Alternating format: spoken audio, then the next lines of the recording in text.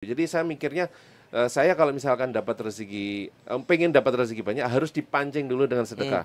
Pancing dulu Oke. dapat, dapatnya ini saya pancing lagi untuk sedekah lagi, dapat lagi. Terus gitu akhirnya berputar bergulung-gulung sampai sebulan itu sampai ribuan dolar dan ribuan dolar itu langsung saya seneng banget kan waktu itu. Saya buat DP mobil dan lain sebagainya kayak gitu. Tapi dalam rangka mencapai ketujuan itu saya malah justru enggak mengindahkan soal sholat. Oh, Ya, oke. jadi intinya saya kan udah sedekah. Nah, Oh. rezeki gua lancar, berkah dong. Iya, iya, iya, Gitu. iya, iya, iya, iya, iya, iya. Makanya orang-orang kan sering bilang, wah berkah ya usahanya, Iya, iya, iya, laris. iya, iya, iya. Gitu. Iya, iya, iya, iya. Laris kan nggak pasti berkah. Iya, iya.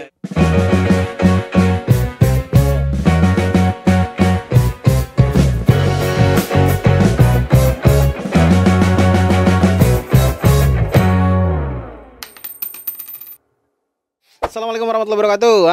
Teman-teman Money Habits, hari ini luar biasa, beda banget. Kenapa? Karena biasa kita di indoor, sekarang di outdoor ya. Tapi di sini juga ada banyak menu gitu. Kita tepatnya di sebelahnya kantor Slab, namanya Pawon Jinawi. Dan seperti biasa saya nggak sendirian. Saya di sini akan ditemani oleh dua orang yang luar biasa. Yang pertama ada Bapak L. Chandra. Halo Pak, sapa dulu Pak. Assalamualaikum warahmatullahi wabarakatuh semua. Waalaikumsalam. Dan sebelahnya lagi ada Mas Aryo. Assalamualaikum. Oke, seperti biasa Money Habits kita akan bicarakan tentang ini Pak Chan, tentang duit, Mas Aryo. Jadi kalau misalkan Mas Aryo ini mungkin biasa hadir di podcast urusannya ngomongin tentang gimana bisnisnya gitu lah ya, default ya. Tapi Karena namanya Money Habits. Money Kalau Habits. Monkey Habits beda lagi tuh. Nah, ngomong apa Chan? Ngomong gini, money habits ini sebetulnya yang kita bahas itu habitnya uang atau habitnya pemakai uang. Nah, menarik nih. Menarik. Ya, Iya dong. betul. Iya dong. Kalau habitnya uang gimana tuh Pak Chan? Uang tuh nggak punya habit. Ya, benda mati dia. Ngomong ya. Yang punya itu pemakainya, Pemakai. penggunanya. Siap. Dan seperti biasa Pak Chan, jadi kalau di podcast-podcast lain mungkin ya kita bahasnya tentang gimana bisnisnya, terus inspirasi bisnis dan lain-lain. Kita nggak ngomong ke sana. Walaupun nanti kita akan bahas sedikit-sedikit, tapi kita akan bahas tentang si owner atau si pebisnis itu bagaimana cara dia tadi Pak Chan bilang, gimana cara si pebisnis itu melihat uang gitu. Tapi mungkin kita kenalan dulu sama Mas Aryo. Mas Aryo mungkin kenalan dulu Mas. Ini kita lagi di mana sih Mas? Ini studio Slab dan ternyata saya sangat terkesima Nyaman ya Pak ya? karena letaknya di ketinggian. Oh, iya benar juga. Berasa di perbukitan ya. Betul. Padahal Jogja juga gitu kan. Ya, alhamdulillah Mas. Perkenalkan, nama saya Aryo Pamungkas, saya asli Jogja. Saya dulunya berprofesi sebagai desainer grafis dan sekarang menjadi pengelola studio-studio desain, pengusaha ya. Kalau orang-orang bilang istilahnya sih creativepreneur gitu. Creativepreneur. Yang mana memang beberapa studio desain itu semuanya bergerak murni di desain walaupun dengan berbagai macam kategori kayak gitu. Jadi kita punya beberapa studio yang punya spesialis masing-masing. Ada yang spesialis web design, ada yang spesialis bikin huruf, ada yang spesialis bikin buku ilustrasi dongeng anak-anak, ada yang spesialis layout, nah kayak gitu. Jadi masing-masing studionya tuh punya niche tersendiri begitu. Dan alhamdulillahnya hampir keseluruhannya ya itu marketnya global, luar negeri, internasional. Jadi kita masarnya lewat internet, jadi nggak pernah ketemu sama klien itu jarang banget gitu. Malah pernah ada klien dari San Francisco yang datang ke kita. Oh gitu. Iya. Karena penasaran mungkin ya. Iya, karena itu memang udah semacam udah kontrak itu, udah bertahun-tahun jalan dan lain sebagainya, tapi belum pernah ketemuan secara langsung. Jadi beliaunya pas waktu itu ada kunjungan ke pabriknya di Cina, sekaligus nyempetin ke Indonesia gitu, ketemuan sama kita. Oke. Nah awalnya berarti aslinya backgroundnya desainer Mas? Aslinya desainer itu sebenarnya saya sebagai hobi aja, hobi gambar sejak kecil.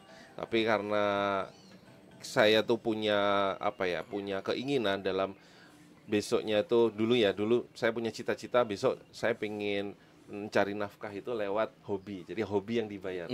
Hobi yang dibayar kepuasannya double. Kepuasan finansial dapat, kepuasan batin juga dapat. Toh kalaupun finansialnya nggak dapat, batinnya tetap dapat. Dan itu kita melakukannya tanpa beban. Nah, walaupun saya dulu jurusan Teknologi Industri Pertanian UGM, tapi malah justru saya selama TIP kuliah ya TIP ya itu tahu kan. Walaupun saya lulusan TIP tapi selama kuliah saya malah belajar desain. Di sela-sela waktu kayak gitu. Karena saya itu tadi ingin mengejar passion saya gitu. Berarti terkabulkan ya doanya. Iya, alhamdulillah. Ini hampir saya malah sama saya Mas Siri. Oh, dulu doanya karya Saya dulu kan pegawai bank. cita-citanya pegawai bank. Iya, pegawai bank. Oh, itu Iya, cita-cita, Dari Masya kecil. Allah. Oh, Masya Allah. Saya kalau ditanya nggak pernah mau jadi presiden, dokter, pegawai bank. Iya benar. Apalagi jadi anak presiden ya. Betul. Dan terkabulkan. Terkabulkan. Cuma pertanyaannya patut bersyukur apa tidak?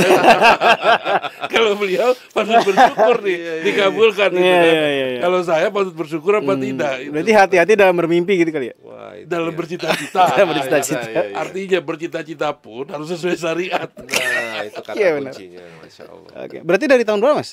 Apa awalnya udah slab terus Slab design itu sejak 2011. Tapi kalau sebelum kita tarik ke 2011. belakang, saya sempat jadi karyawan sebagai desainer grafis sejak 2006. Oke. Mas Aryo, kan mitra-mitranya Ah, itu banyak dari luar. Kalian nggak pernah bertemu. Ya. Yang saya ingin tahu gimana membangun kepercayaannya ya. Ya. Nah, betul.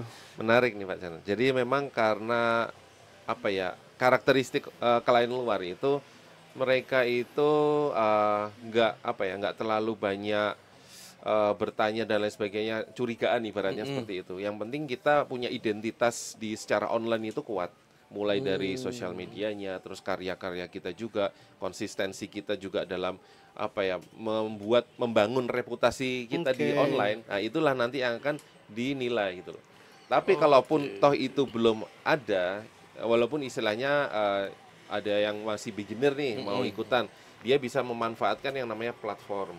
Jadi ada banyak website-website yang tertentu itu mereka punya model bisnis mengkonekkan antara klien dan desainer dan mereka menjadi middleman-nya sehingga mereka dapat komisi dari situ kayak gitu. Oh, jadi itu ada juga yang seperti itu ya. Ada yang kayak gitu. Jadi mereka tinggal ngekat nanti komisinya. Berarti bukan cuma barang ya yang bisa digituin ya. Iya, kayak gitu. Bahkan ini jasa pun. Jasa gitu. Bahkan seorang akuntan pun bisa itu di-hire secara online dan mereka bikinin laporannya, Excel-nya dan lain sebagainya dikirim secara online. Pokoknya segala macam skill yang bisa dikirim filenya secara online itu bisa jadi duit dan bisa punya klien luar negeri lewat platform-platform itu tadi. Menarik. Nah, tapi gini Mas, tadi kan membangun kepercayaan dari online. Dari ya karya-karya yang sudah terbangun lah. Ini saya penasaran nih bagaimana cara menilai harga. Menilai harga. Ketika sebuah karya tuh bisa dihargain sekian dolar itu dari mana Mas? Ya, kalau menilai harga biasanya sih kita pakai patokan hourly rate. Hourly rate kita berapa? Jadi kalau di luar sana tuh biasanya gitu. Jadi mengacu kalau misalkan kita ngomongin kerja sampingan di luar sana kayak cuci piring di restoran dan lain sebagainya itu kerja-kerja kasar itu start dari 10 USD per hour gitu. Itu yang istilahnya low minimum skill ya gitu. Itu aja segitu. Itu kalau dibawa ke Indonesia kan udah lumayan banget. $10 per jam kalau kali 6 jam per hari itu $60. Kalau kali seminggu 5 hari berarti udah $300. $300 kalau dikonversikan ke rupiah jadi 5 juta sendiri. Sekitar 4,5 juta. Cuma cuci piring tuh ya. Ya kayak gitu. Nah, apalagi kita sebagai desainer gitu. Nah, tinggal nanti kita projectnya itu kira-kira membutuhkan waktu berapa lama mengerjakannya. Kita breakdown mulai dari draft pertama sampai ke revisiannya kita include-kan, dah itu jadi satu paket kalau memang itu based on project. Tapi kalau based on hourly ya nanti tinggal kita hitung aja berapa selesainya, berapa jam kita ini kita laporkan, terus kita tagihkan lewat invoice kayak gitu. Apakah pendekatan pricing itu hanya dengan cara menghitung per jam kerja? Atau ada juga faktor tingkat kesulitan pesanan misalnya?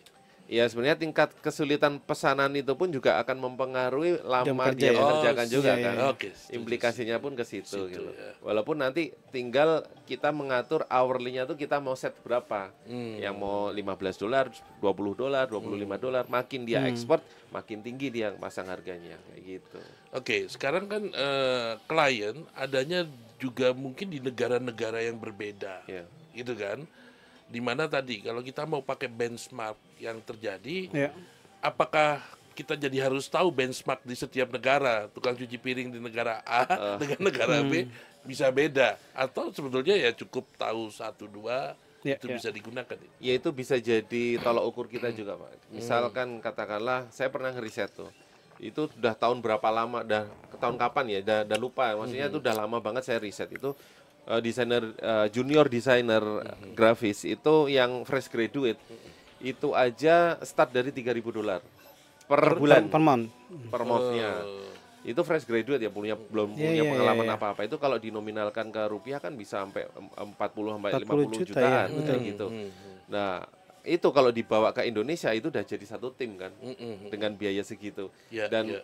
klien-klien luar sana di Amerika dan lain sebagainya mereka aware memang untuk negara-negara berkembang itu rate-nya juga jauh di bawah mereka tapi secara kualitas itu bersaing. Jadi mereka tuh malah justru mencari talent. Iya, Jadi iya, talent hunt di platform-platform negara-negara tersebut ini, untuk cari desainer-desainer yang bisa di-hire dengan harga jauh lebih murah daripada mereka. iya, Gitu. Mereka sadar gitu. Jadi ya itu win-win solution. Kita pun juga bisa mendapatkan job dari sana dengan bayaran dolar yang mungkin itu secara rate di bawah mereka sedikit tapi dibagi kita itu udah jauh lebih berapa Iya, kali iya. lipatnya kan. Jadi Iya. gaji Amerika tapi hidup di Sleman gitu. Iya.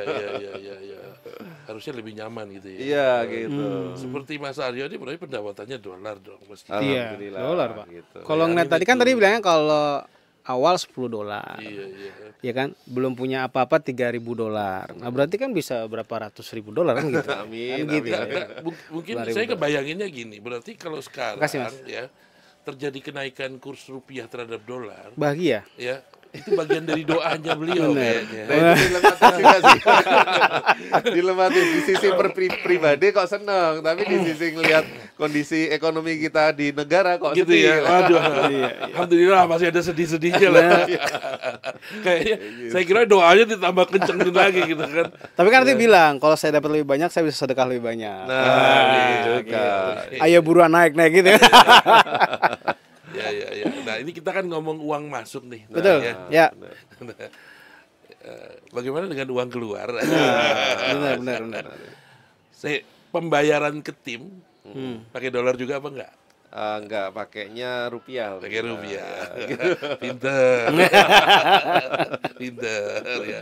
Ya karena ini akan mempengaruhi cash flow. Iya, betul. Mempengaruhi arus kas Iya. di bisnis gitu kan. Makanya termasuk tidak khawatir lah kalau terjadi perubahan kurs seperti Iya, sekarang iya, kan gitu. bisnisnya karena memang base pendapatannya dolar, pengeluarannya rupiah. Iya, begitu. Alhamdulillah. Gitu kan? Iya, begitu. Tapi cukup itu ya, Mas. Alhamdulillah. Nah ini soal cukup enggaknya memang pasti ada suka dukanya Pak. Ya. Ada juga di satu studio yang bahkan saya juga harus nombokin karena ada satu masa di mana karena kita terlalu bergantung sama platform, jadi saat algoritma platform itu berubah, akhirnya toko kita jadi sepi kayak gitu. Sehingga akhirnya kita harus nombokin gaji dan lain sebagainya. Jadi ya namanya kita usaha pasti ada kayak gitunya lah, ada gambling-gamblingnya gitu. Cuman memang dari sisi risknya itu nggak terlalu gede karena apa? Karena itu tadi kita dapat bayaran dolar itu paling nggak kan itu bisa ada spare-nya lah ya untuk bisa subsidi silang ibaratnya gitu. Mungkin ada satu desainer yang dia nggak terlalu produktif untuk bisa mendatangkan income, tapi ada juga desainer lain yang mungkin income-nya juga bisa lebih. Nah itu kita subsidi silang di antara desainer-desainer tersebut. Tapi memang akhirnya kembali ke niat Pak. Jadi niat kita itu intinya gimana caranya supaya tim ini bisa tercover gaji mereka, terus kesejahteraan mereka dan lain sebagainya. Karena perkara itu nanti dapat lebihnya berapa itu bonus aja gitu. Oke. Nah yang menarik sebenarnya gini, kalau kita ngomong biaya ya Mas, Iya. di bisnis seperti yang punya Mas Aryo ini, ya Slab ini, sebetulnya biaya yang mendominasi selain gaji karyawan, Iya. itu biaya apa Mas? Apa ya? Mungkin software kali. Ya, software. Ya. Bisa dijelasin ya? Maksudnya gimana? Ya, software itu kan kita juga ada langganan subscription ke Adobe Photoshop, Illustrator. Nah, itu. Itu kan kita bayar bulanan ada. Terus ada juga mungkin langganan-langganan ke seperti web-web penyedia aset grafis gitu untuk kita download. Nah, itu seperti Envato Element dan lain sebagainya kayak gitu. Mungkin itu sih. Selain itu apa ya? Ya mungkin operasional juga nggak terlalu sih, kan cuman listrik dan internet aja kan. Betul. Ya, alhamdulillahnya sih Pak. Maksudnya ini bisa dibilang kita kayak meng-create sebuah hal yang nggak ada dari kosong, kanvas kosong menjadi sebuah karya yang ada nilai jualnya. Nah, itu kan sama aja kayak kita meng-create ngeprint uang kan ibaratnya gitu. Betul. Seperti itu. Ini memang kekinian banget nih bisnis. Iya. Kalau orang-orang kolonial kayak saya sudah rada susah untuk mengikuti cara beliau ini. Bisnis goib. Karena memang sebenarnya menariknya Pak, ini nih awal muasalnya saya justru menjalankan bisnis ini dengan segmen pasar langsung ke market luar. Itu karena saya sendiri lemah di public speaking awalnya. Kalau kita ngomongin design agency, harusnya kan ketemu dengan klien, presentasi, pitching dan lain sebagainya. Nah, itu tuh saya dulu malah menghindari itu, malas gitu untuk ketemu dengan orang, terlibat dengan berbagai macam birokrasi, belum nanti ngomongin nota kosong dan cashback. Nah, itu kan. Jadi akhirnya saya mengambil jalan di mana itu tuh terus kemudian lewat online yang di mana kita pakai koloran pun bisa dapat hasil dolaran. Nah, kayak gitu. Oke. Mas, saya tuh beberapa kali ketemu teman-teman pengusaha ya. Saya nggak tahu, ini kejadian juga nggak di tempat jenengan ya. Mereka tuh selalu sering bertanya begini ke saya, Pak Chandra, ya, saya yakin bisnis saya tuh untung, Pak. Tapi saya nggak tahu uangnya kemana. Oh, di slab. Dengan habit tadi ya. Pendapatan dolar, pengeluaran rupiah. Kayak gini tuh pernah kejadian ya sih? Bisnis bagus-bagus saja. Iya. Tapi bicara ada tagihan, duitnya mana ya gitu. Kejadian nggak? Pernah kejadian yang seperti itu? Alhamdulillah enggak sih Pak, karena kita semua mencatat ininya. Kita semua mencatat pengeluaran kita, pemasukan kita semuanya itu dengan tertib. Semuanya tercatat dan kita mengefisiensikan sekiranya pengeluaran yang nggak perlu tuh ya kita cut aja kayak gitu. Dan alhamdulillahnya kita juga bisnis modelnya kan nggak ribet ya Pak, nggak terlalu banyak mengandalkan vendor, nggak terlalu banyak ada supplier, bahkan kita nggak ada supplier apa-apa ya, supplier mungkin dari perusahaan-perusahaan lain yang tadi saya bilang tadi untuk jasa langganan dan lain-lain. Selain itu nggak ada sih, jadi benar-benar kalau kita mau ngomongin laporan keuangan kita pun juga sangat sederhana, ibaratnya cuma kita bermodalkan laporan arus kas saja itu udah beres sebenarnya. Karena cuma tahu keluar masuk tinggal di akhir bulan sisa berapa itu dibagi 2 udah beres. Karena kan ini saya share juga sama teman saya kayak gitu. Jadi sesimpel itu aja sih Pak. Tapi jadi, punya bagian keuangan atau dihandle sendiri atau mungkin pasangan yang menghandle? Ya alhamdulillah saat ini masih bisa dihandle sendiri. Masih bisa gitu. dihandle sendiri ya.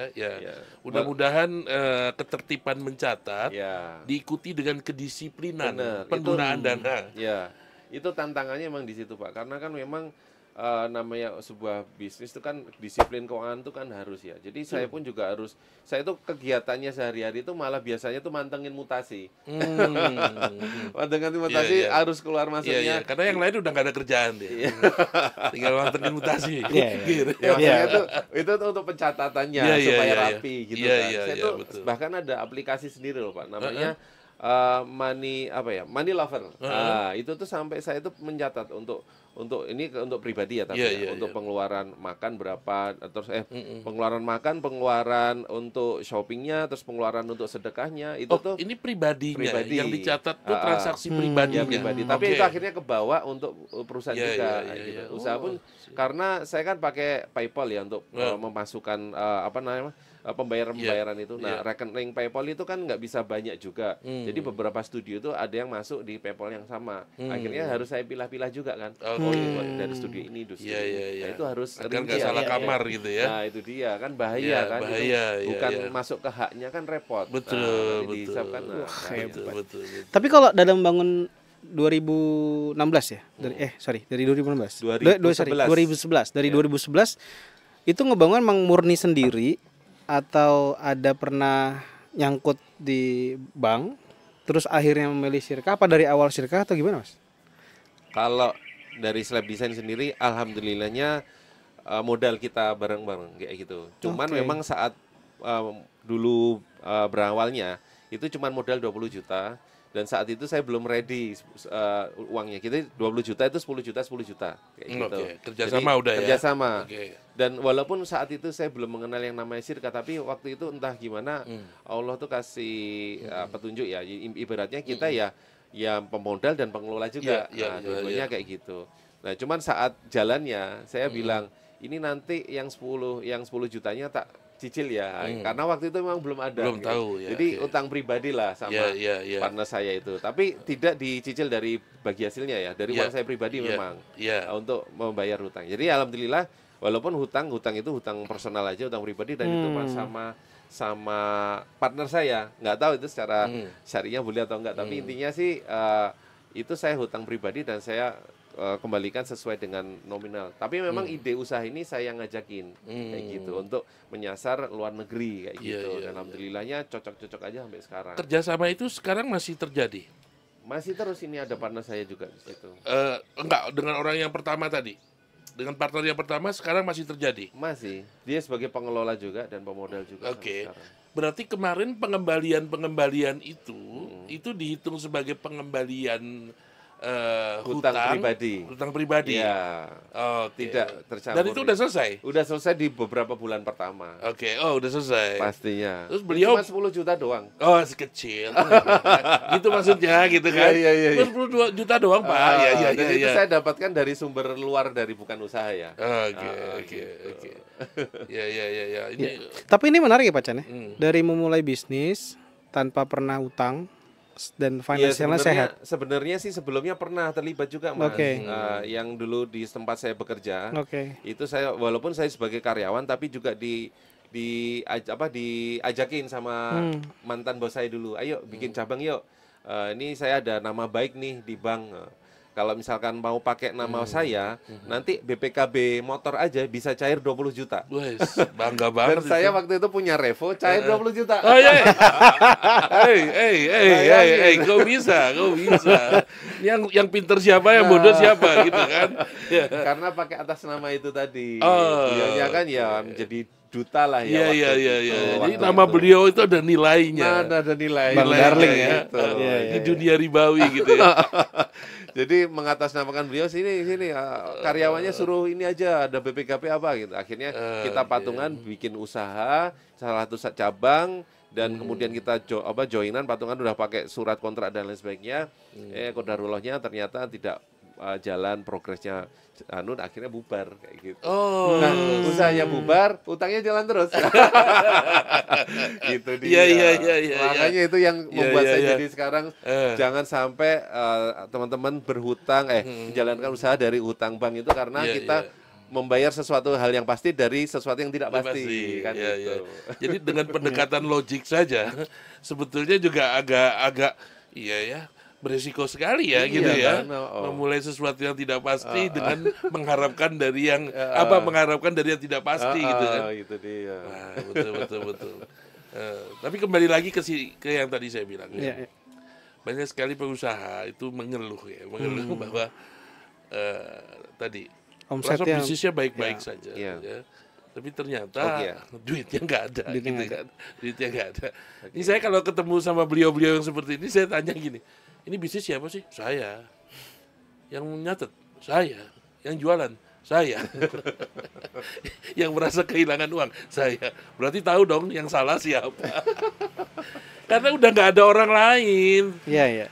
Pasti problemnya ada di dia. Benar. Dan problem terbesar kalau kita ngomong cash flow ternyata Mas Aryo itu bukan pencatatannya, karena sebetulnya standar cash flow, format cash flow Ya itu gitu-gitu aja. simple, Iya. gitu kan? Iya. Tapi disiplin. Disiplin. Benar. Orang selalu menganggap kalau cash flow-nya kondisinya, jadi akhir dari cash flow itu sebetulnya apa sih yang mau kita lihat? Cash flow itu untuk kita melihat defisit atau surplus kondisi kas kita. Iya, benar. Ya, bukan melihat performan bisnis. Iya. Kalau performan bisnis itu laba rugi. Laba rugi, benar. Tapi kalau kondisi kas defisit atau surplus itu cash flow. Nah, yang suka salah waktu saldo cash flow-nya surplus, dia sudah menganggap itu keuntungan. Oke. Sehingga dia merasa punya hak untuk menggunakannya bukan untuk kepentingan bisnis. Benar. Inilah yang terjadi, saya bilang. Padahal tagihannya ada di bulan selanjutnya. Nanti itu akan datang tiba waktunya. Jadi kalau gitu saya bilang nggak usah lagi cerita. Saya tuh bisnisnya untung, tapi begitu datang tagihan saya bingung nyari uang. Ya, tanyalah pada dirimu sendiri. Itu, betul nggak, Mas? Benar. Itu pernah saya alami dulu. Oh gitu. Pernah saya alami, dan waktu itu saya masih bergelimang riba, dan pernah yang alami namanya gestun. Waduh. Itu Ya. Benar-benar masa kelam saya tuh. Enggak, itu yang kadang saya heran ya. Dulu, even dari dulu ya. Kenapa sih bunga gestun itu dibuat begitu tinggi? Itu memang kalau seorang pengusaha yang berpikiran profesional ya, saya bilang ya, dia nggak akan pernah nyentuh gestun. Betul. Karena menurut dia itu bunganya aja, kita terlepas dari masalah syariatnya dia, itu udah tidak normal buat putaran usaha. Benar. Itu udah nggak normal. Jadi kalau orang yang mikir, dalam tanda kutip, saya yakin pengusaha itu nggak akan mikir gestun sebetulnya. Gestun udah gelap aja sih sebenarnya biasanya. Karena udah kepepet dan butuh dana cepat. Nah itu udah mentok aja, udah gelap itu. Iya. Dan memang bisa jadi karena beliaunya sebagai pengusaha itu sudah tidak lagi bisa mendapatkan sumber dari proses yang normal. Benar. Kalau dia ngajuin modal kerja ke bank itu pokoknya pasti ketolak aja gitu kan, Ya dengan beberapa penyebab lah gitu kan. BI checking ada lagi. Walaupun sebetulnya kalau di kartu kredit juga berlaku kan menganalisa BI checking gitu kan. Ya. Tapi kalau untuk modal kerja dia kayaknya udah di blacklist deh gitu kan. Yang paling bisa adalah mainin dengan kartu itu. Dan repotnya merasa udah dapat uang itu merasa uangnya dia padahal itu uang tangan. Selalu itu problemnya itu Mas Aryo.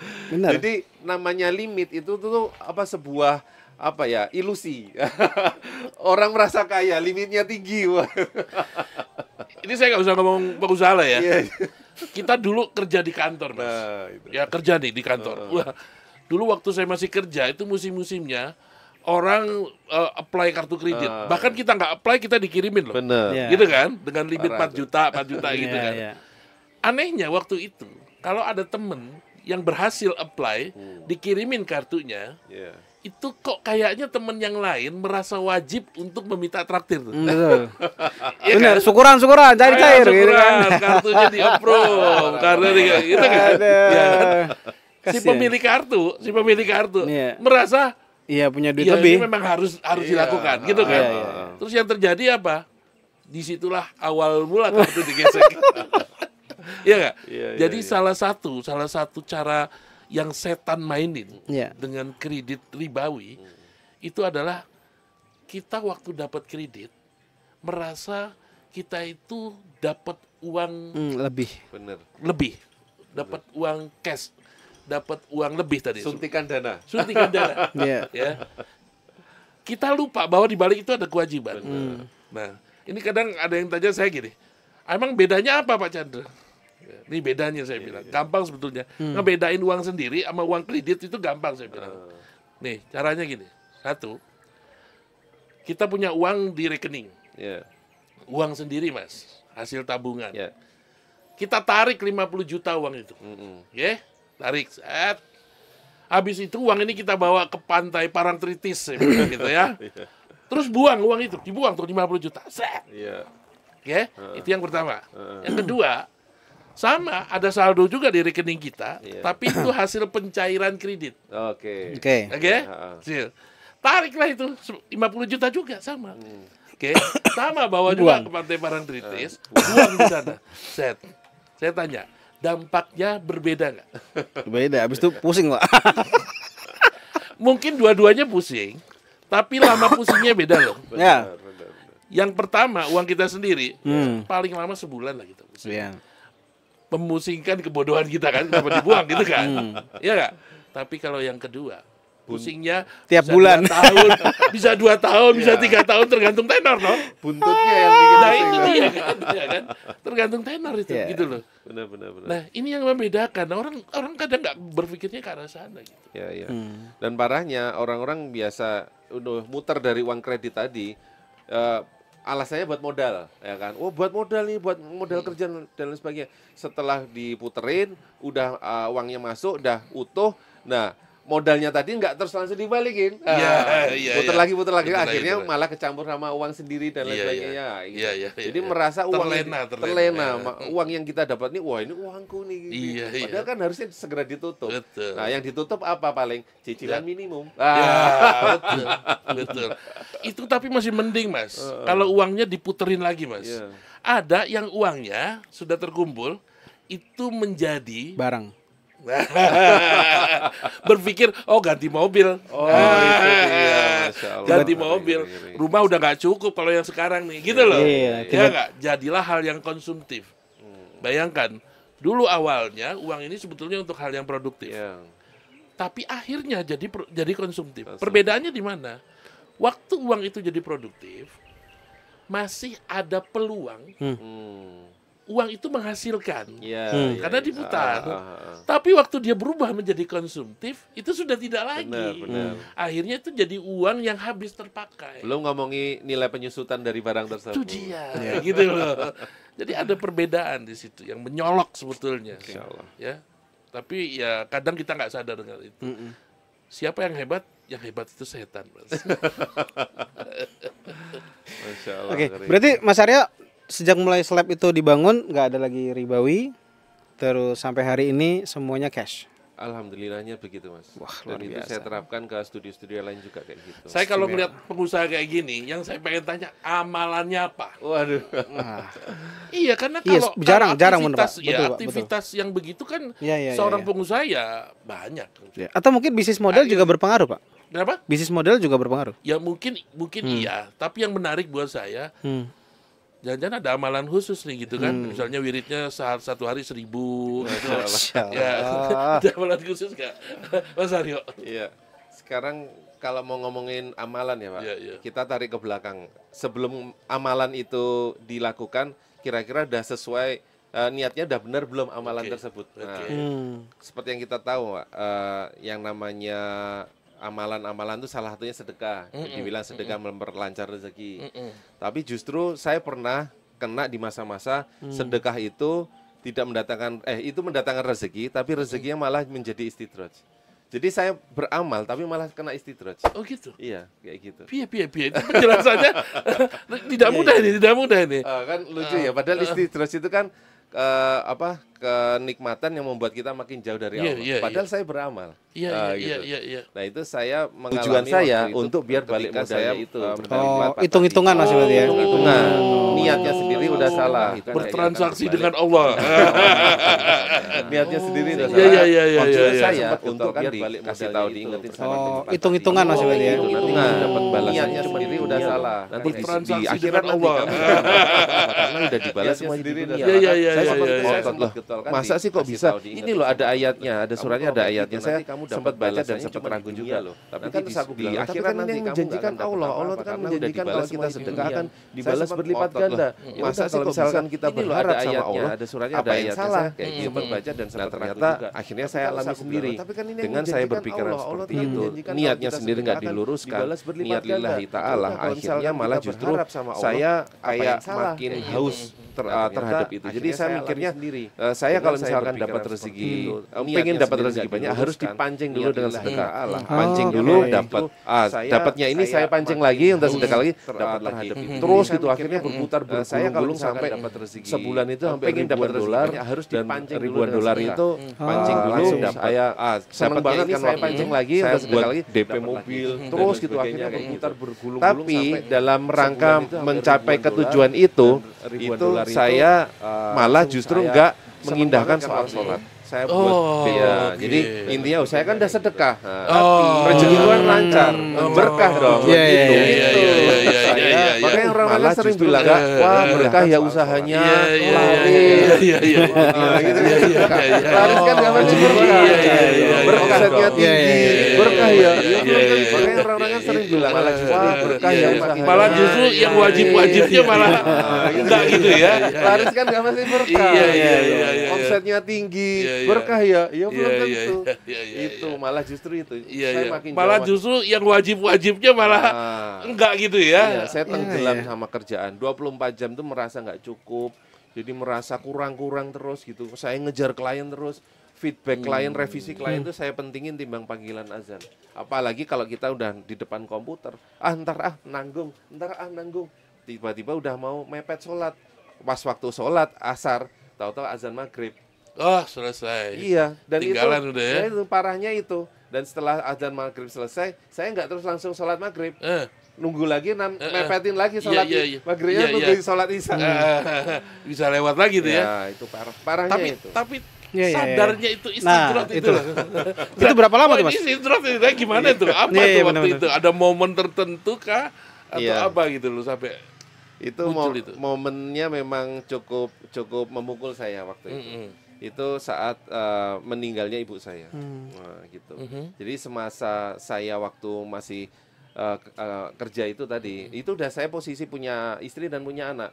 Itu sholat masih lalai gitu. Masih mepet-mepet dan lain sebagainya.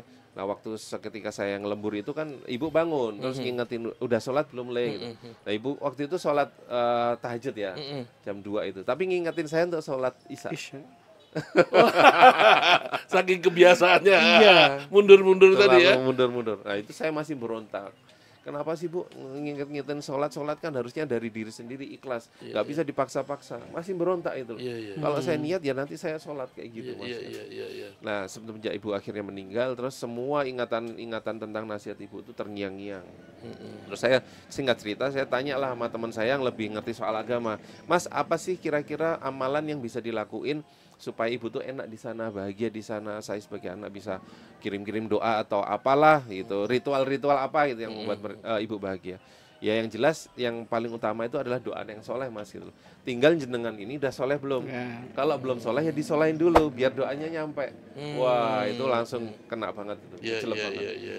Terus saya berpikir kayak ya Allah kemana aja saya selama ini gitu.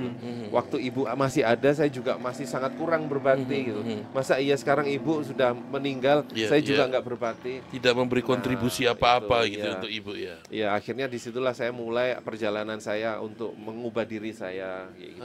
Mulai makin mendalami agama lagi, dengerin ceramah-ceramah Ustaz. Saya tanya juga ke teman saya, Mas kira-kira gimana ya? Ya udah kalau laki-laki sekarang disarankan banget untuk ke masjid. Nah, sholat berjamaah ke masjid lah saya. Waktu awal-awal ke masjid ditanyain sama bapak, loh kamu ikut aliran apa ya sekarang kok datang ke masjid?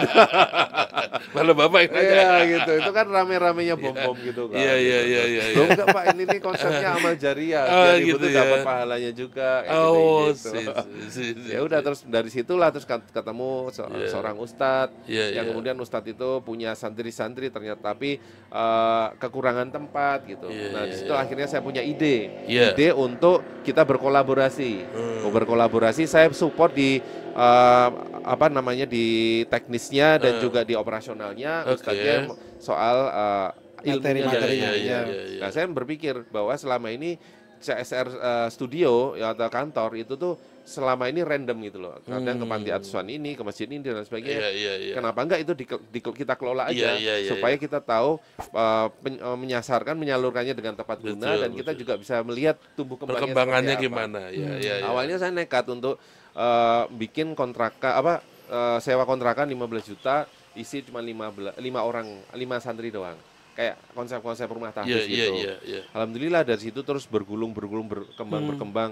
Dari santri ini ngajakin orang kampungnya datang dan akhirnya tumbuh berkembang. Dan terus Pak RT itu nawarin ada tanah, Mas ini kalau mau disewa sewa silakan, nih nggak akan saya jual. Bangun aja pondoknya di sini. Disewa cuma 6 juta per tahun. Jadi kalau 10 tahun berarti 60 juta di tanah dengan nominal kalau dikurskan di ini appraisal itu sekitar 2,5 M. Masya Allah. Ya, kayak gitu. Masya Allah. Aset 2,5 M disewain hanya 60 juta. 60 juta untuk 10 tahun gitu. Dan itu bisa diperpanjang lagi. Kita perjanjian di depan notaris. Itu alhamdulillah itu rezeki banget dan akhirnya kita bangun pondoknya. Alhamdulillah sempat juga kita fundraising dan terkumpul juga beberapa ratusan juta waktu itu untuk bangun. Itu Allah benar-benar turunkan pertolongan, Pak. Karena apa? Waktu itu saya punyanya uang untuk sewa tanah aja. Terus nanti gimana? Ya udahlah bismillah sambil jalan. Saya mikirnya gitu. Beli material dulu kayak terus sedikit-sedikit kayak gitu. Qadarullah waktu itu terus saya sempat didatangin diliput sama channel Pecah Telur. Channel Pecah Telur dengan ratusan ribu subscriber waktu itu, belum sampai 1 juta kayak sekarang. Nah waktu itu saya ditawarin, Mas mau nggak diliput gini.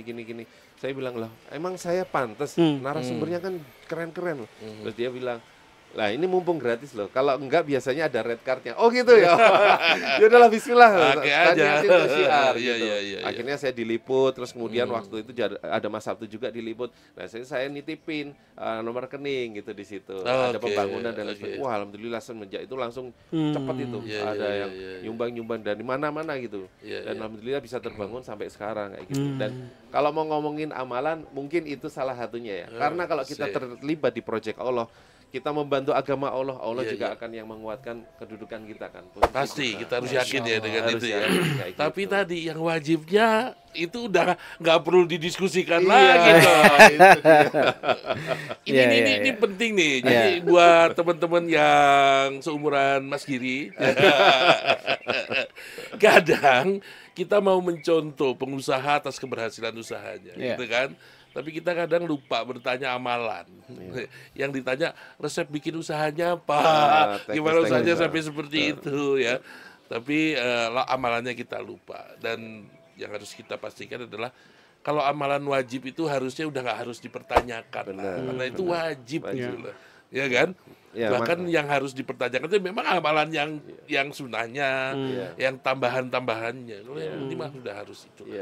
Makanya sekarang untuk di kantor ini di studio itu kita wajibkan untuk duhur dan asar semua break, semua sholat berjamaah. Nah, kayak gitu. Jadi minimal itu dulu sih. Sama ada kajian seminggu sekali gitu. Ya ringan-ringan aja tentang fikih sholat, betul. dan lain sebagainya. Betul. Minimal mereka ada cas iman. Gitu.